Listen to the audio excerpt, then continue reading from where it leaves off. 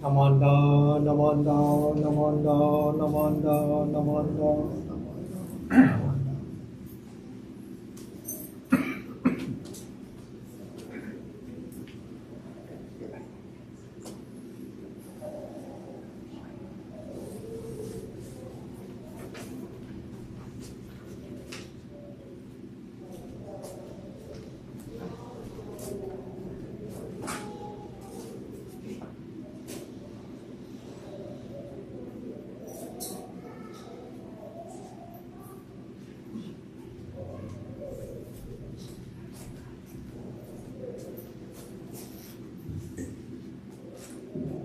Good morning. Good morning, everyone.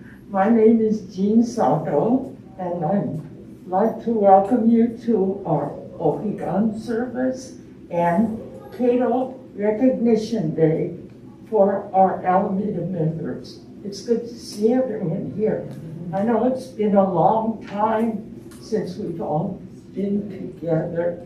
It's kind of hard to tell everyone with their masks on, but we're glad to see you all. So we'll begin this morning's service with Samba Joe on pages 24 and 25.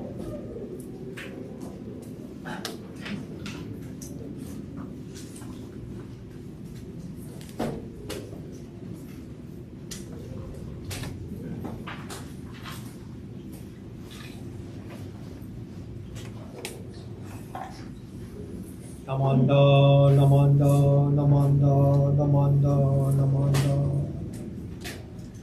namanda, namanda.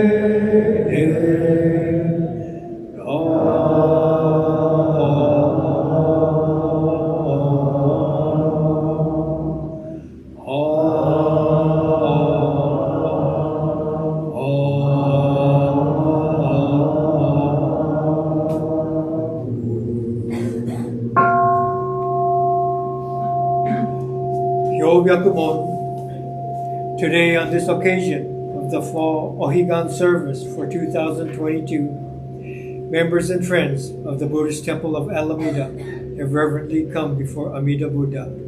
We reverently gather in deepest reverence and thankfulness for the all-embracing wisdom and compassion of Amida. Please join me in the Nembutsu. Namo Amida Butsu. Namo Amida Butsu. Namo Amida Butsu. Namo Amida Butsu.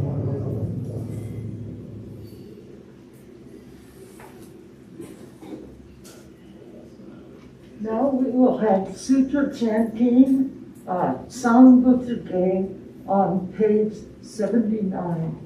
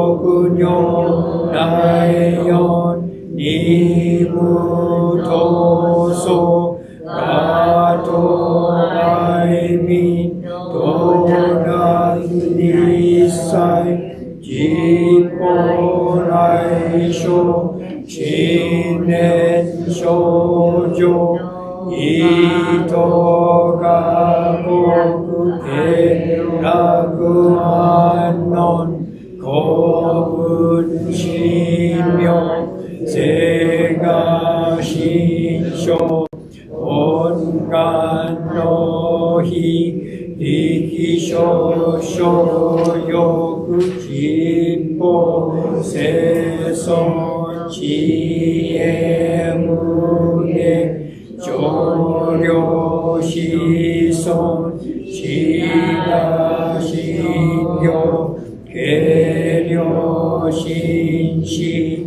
食読書作業生じ臨終不敬アマンダブ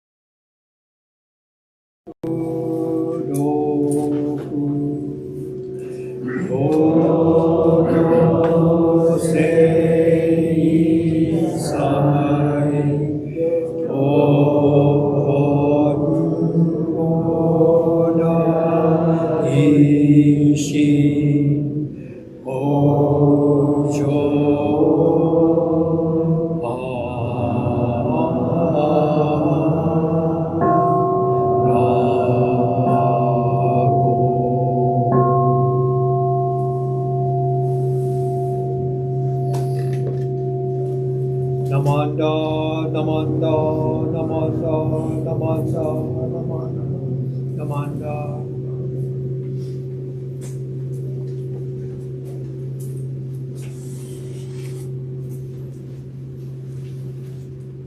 Will you please stand for our first gatha, Namo Amida Butsu, on page 174.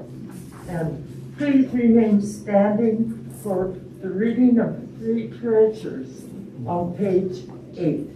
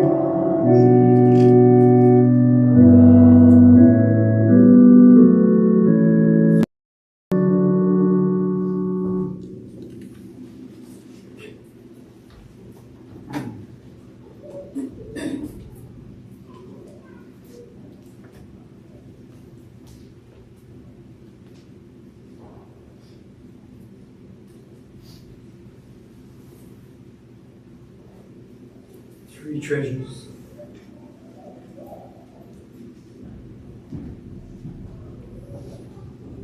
Hard is it to be born into human life.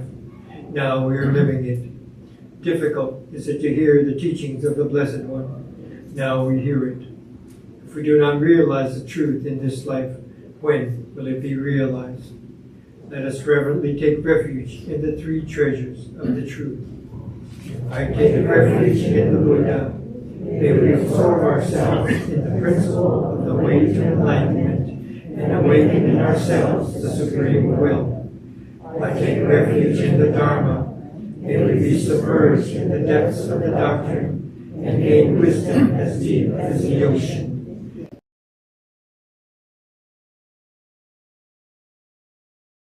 As disciples of Buddha, and be freed from all hindrances, becoming units of true accord in the life of harmony, in the spirit of universal oneness, freed from the bondage of selfishness.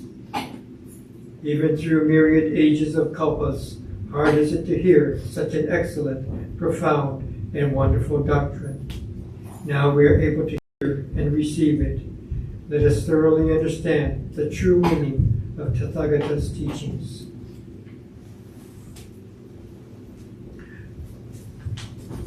Namo Amida Butsu. Namo Amida Butsu. Namo Amida Butsu.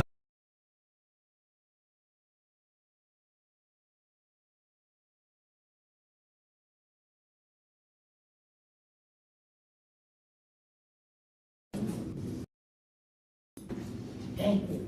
Now, Reverend Fujimoto will provide the Dharma talk. Thank you. Namanda, Namanda, Namanda, Namanda.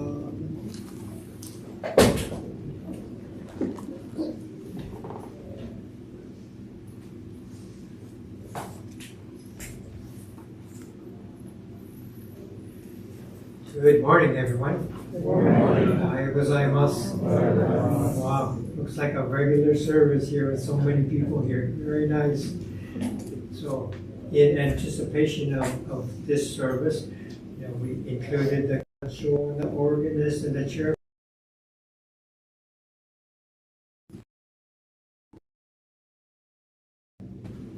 We changed the camera perspective, and so there's a little pause as I change the view from this view to that view to this view, and so not because I'm losing it or anything.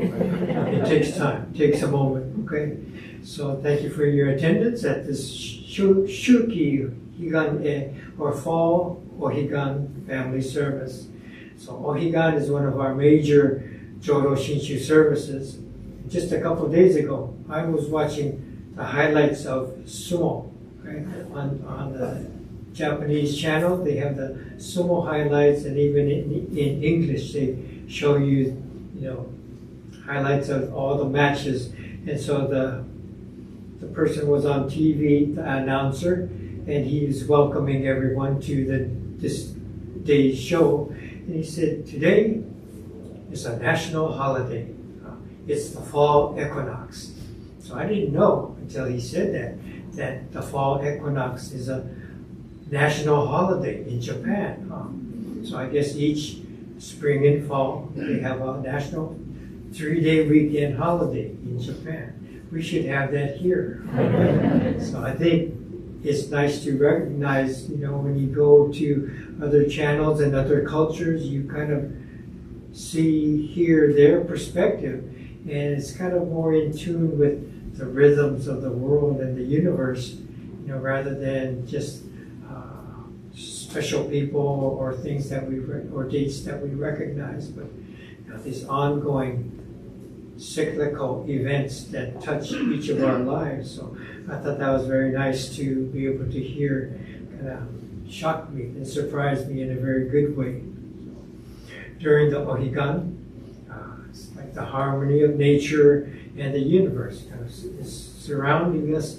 The days and nights are even. Usually the weather is kind of mild, and so it's considered a good time to meditate, to contemplate, and to study our Buddhist teachings.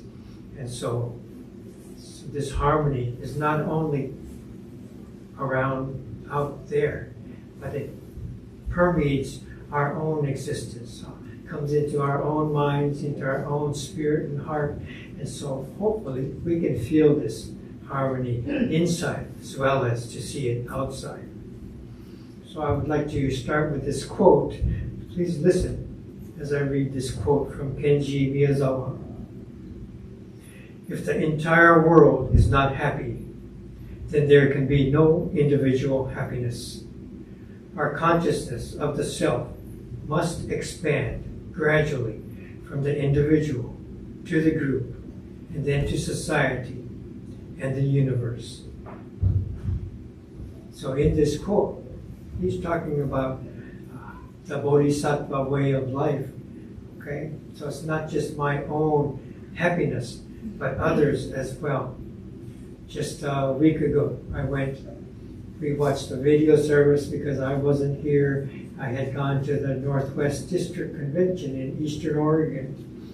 And we have some friends working to help the convention go well. Connie and Debbie Connie is a male name. Connie was helping with moving things around and setting up for the convention, different aspects, the exhibits and the classrooms and the services.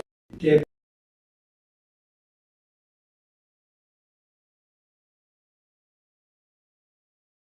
has practiced yoga for some time, but she came down with COVID, so she couldn't come. So, Sharman and I were there looking forward to seeing her again and saying hellos and all this.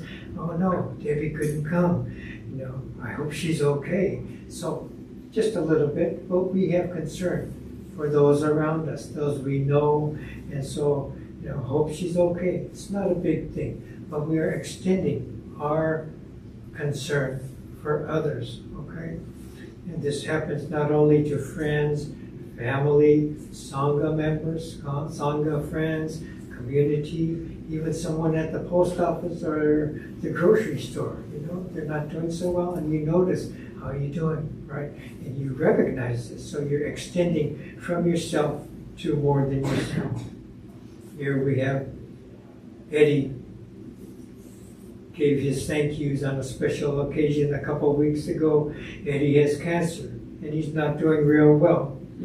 We all hope he's doing okay, but it's a difficult thing, okay? So we connect to those beyond ourselves, those nearby, and then beyond the group, beyond society, beyond the universe, to the infinite that we call Alameda, okay? So our consciousness expands to include all that is beyond the self, okay? So Ohigan, we say we're moving from this shore to the other shore, to this shore of normal life to the other shore of enlightened life. Okay, and how do we get there? Okay.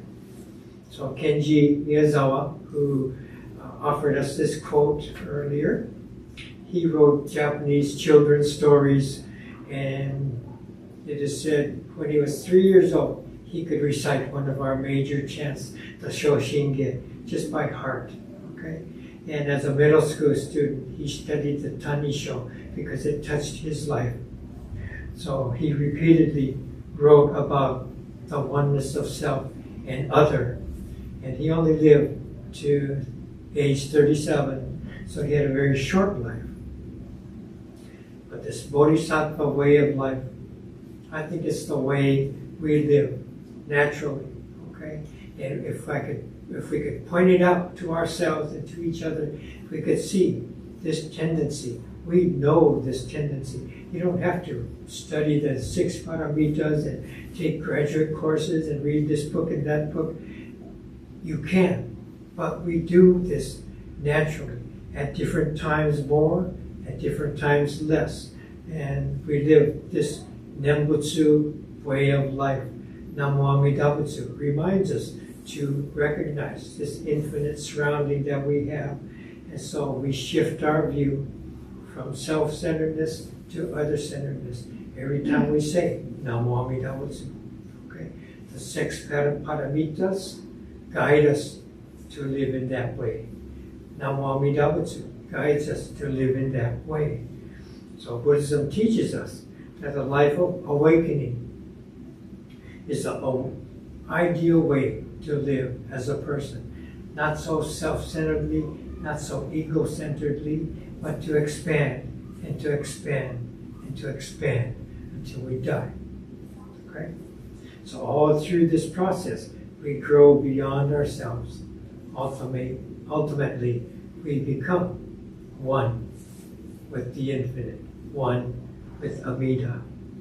So this process is not something, gee, I'd like to do that.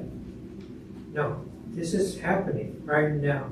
It's happened all through your life, and as you become aware of it, it happens clearer to you as you look at yourself. Okay? So again, Ohigan is to move from this shore of samsara, ego-centered living, to the other shore of nirvana, of enlightenment, of the Pure Land. So they provide the six paramitas. How do we get there? The six paramitas, quickly: dana, giving, generosity, okay, sharing. Sila is ethics and right behavior.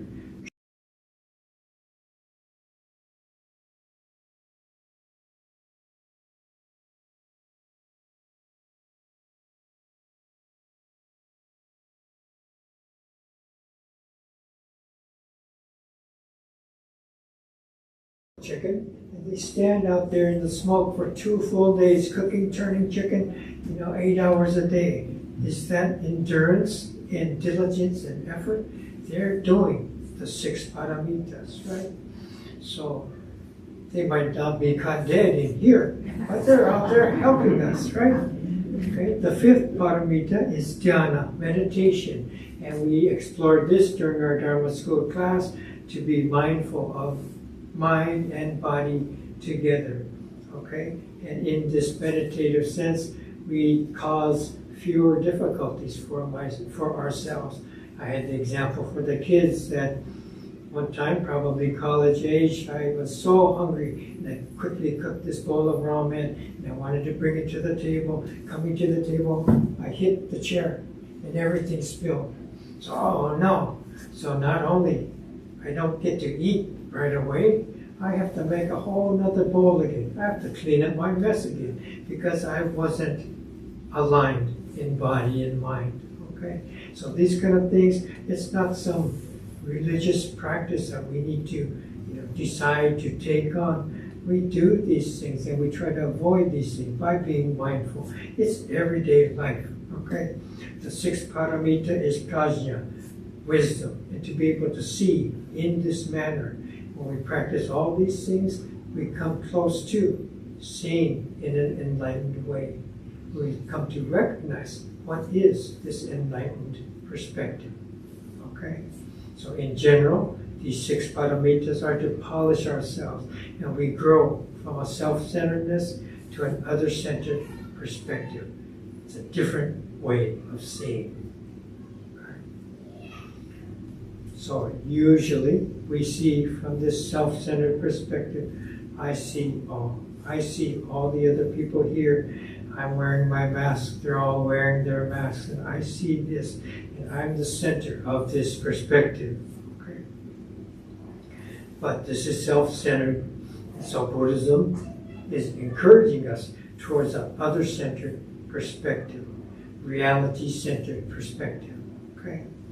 So when we do that, and we see things as they are, not as we want them to be. Okay. So here's some examples, everyday life examples of things like this. I used to have a dog named Quicker, okay? Part boxer, part shepherd, and the smartest dog I ever had. We would work together, and so we would come to the corner, and she knows, sit down, wait till the walk light comes on. So she sits. and I just gently pull on the leash. She gets up, time to walk, and we walk. And it's safer for both of us, right? So this mind and body awareness, not only me, but two of us. So we would take Quicker to Lake Tahoe and go hiking. My mother was there, and Mom was the elder. So we're going on this trail. And Quicker so happy to be with all of us and running ahead, and that she would come back and look at my mom. Face is smiling, eyes are smiling, panting a little bit, like, are you okay? Are you okay? And she's clearly looking at my mom's eyes. Then she would take off again and run ahead, okay? After a little bit, she comes back. Are you sure you're okay? Yeah, okay, I'm gonna go ahead. And she'd take off again. So even a dog has this awareness of self and other, expanding her being to connect to those around us, okay? This is natural, it happens all the time. Another example, Charmin and I have a horse. The horse's name is Shadow, lives in Castro Valley, okay? And before we brought her down, our friend, horse trainer, used to help us and take us into the round pen and showing me what we need to do and trying to get Shadow to run in a circle around the round pen. And so initially, Shadow didn't really know who I was, right? So I didn't know what to do.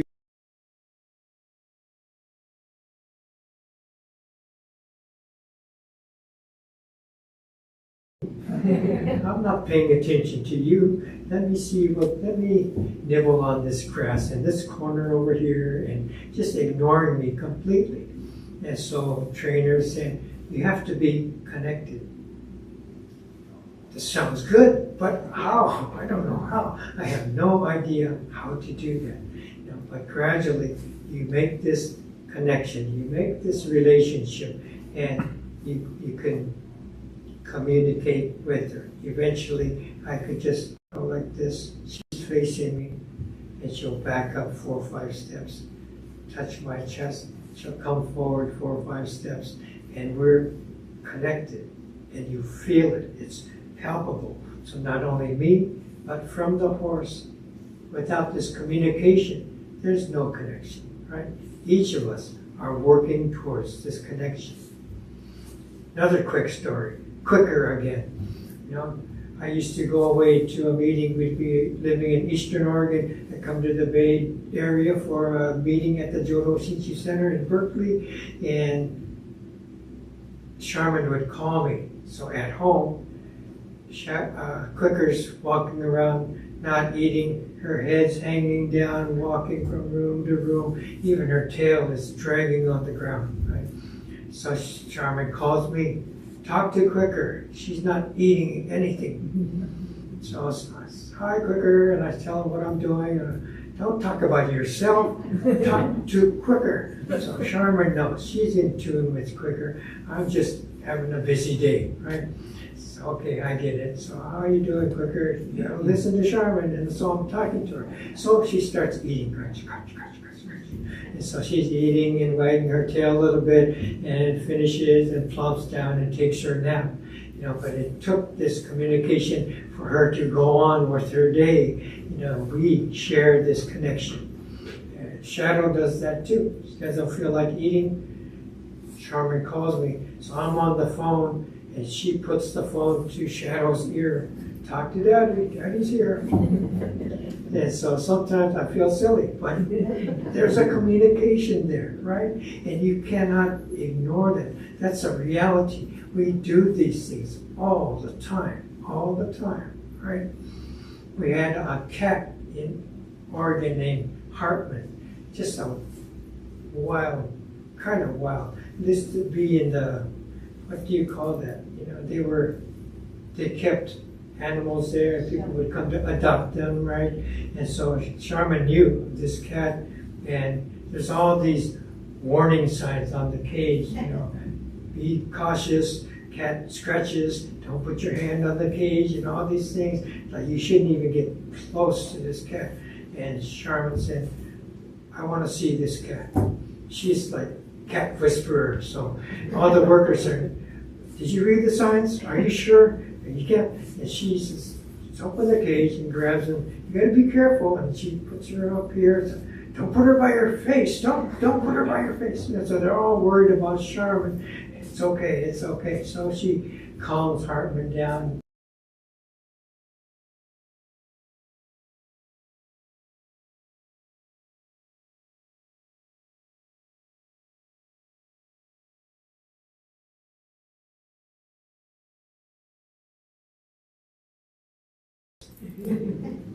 But usually he's okay.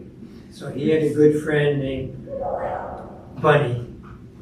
Okay, there's a stuffed bunny, and that would be his best friend. He dragged Bunny all over the house, and so they were pals. So eventually, Bunny got real dirty, started to be called Ratty Bunny. Right? So Hartman, we got to wash Ratty Bunny. So we threw this stuffed bunny into the washing machine and turned it on, and Hartman sat in front of the washing machine and he's watching. For the whole cycle of the wash, he's watching his Ratty Bunny. Okay? So even with a stuffed animal, he has this connection. We have the connection to Hartman and he to us. And these connections are there all the time and everywhere. Okay? You see this murmuration, right? Birds flying, fish swimming, these huge groups. You can see it over the bay, right? All these birds flying together. It's making these incredible patterns, right? How do they not run into each other, right? The geese fly this perfect formation. How do they know? How do they know that, right? Monarch butterflies go and come back. We have a new sanctuary in Alameda. They've had one for maybe a couple decades in San Leandro. And they come certain time every year and land on the same area, bushes, and return and return. How do they know that?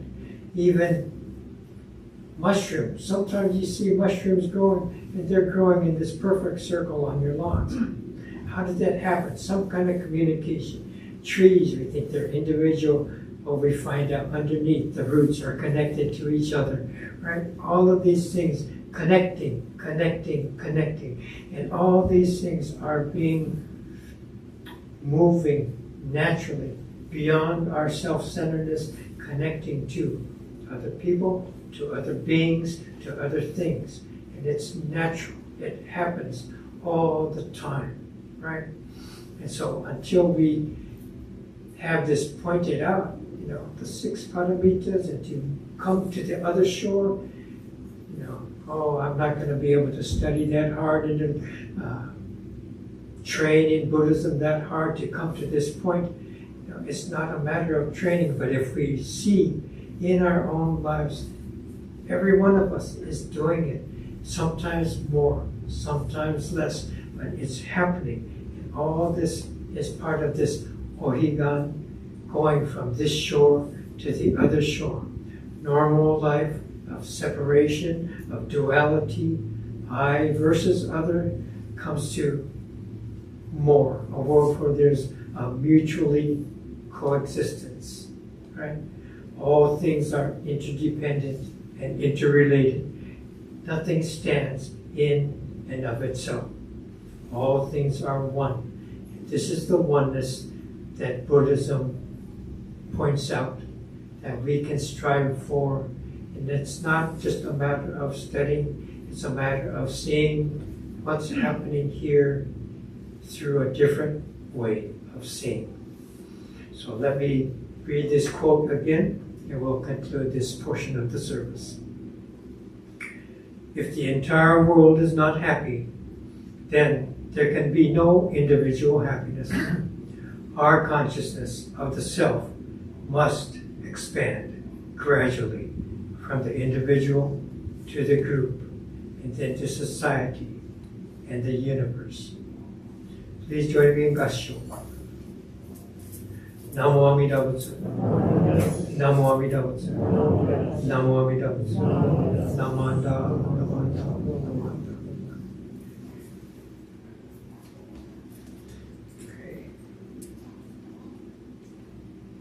hold on. This is how long it takes to switch the view from the speaker view to the chairperson view.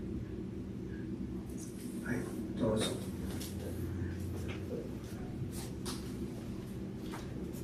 Thank you, Sensei.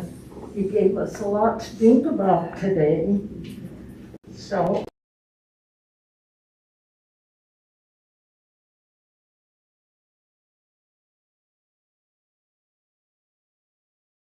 thank you.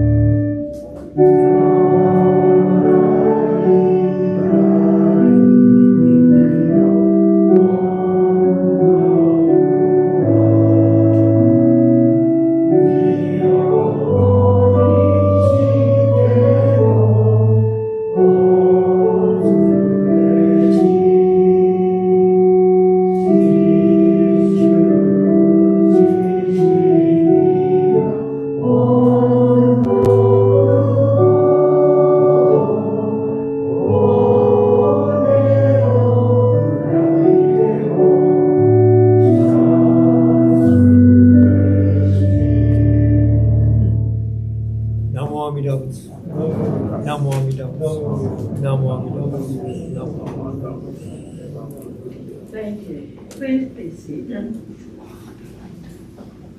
Now we'll have a few words from our president, Hiko Shimamoto.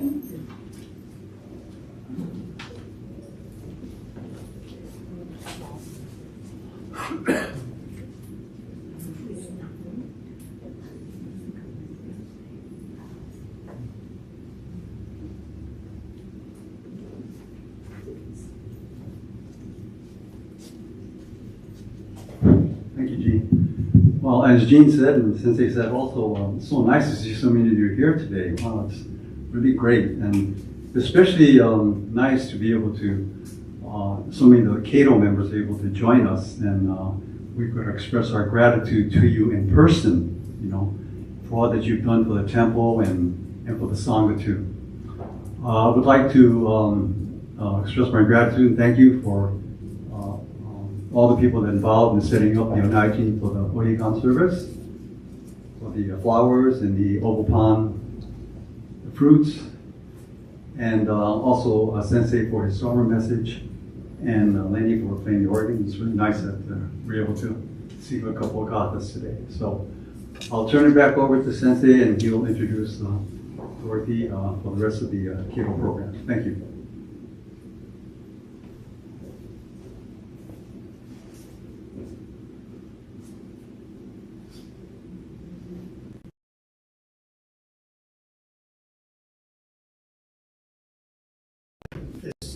Coming to this service, this service is being able to be viewed, and for some of our members who are at home, and for the Enmanji members in Sebastopol as well. So for this portion of the service, we are going to conclude, so please oshoko as you have prepared to do at your homes, and for this group that is live here, please sit tight for a moment, and we will be able to oshoko here a little bit later, but now we're going to go into the Cato portion of our service, and so I'm going to call upon Dorothy, I think, to start here. Okay, so goodbye to those of you who are virtual. Thank you. So Sensei.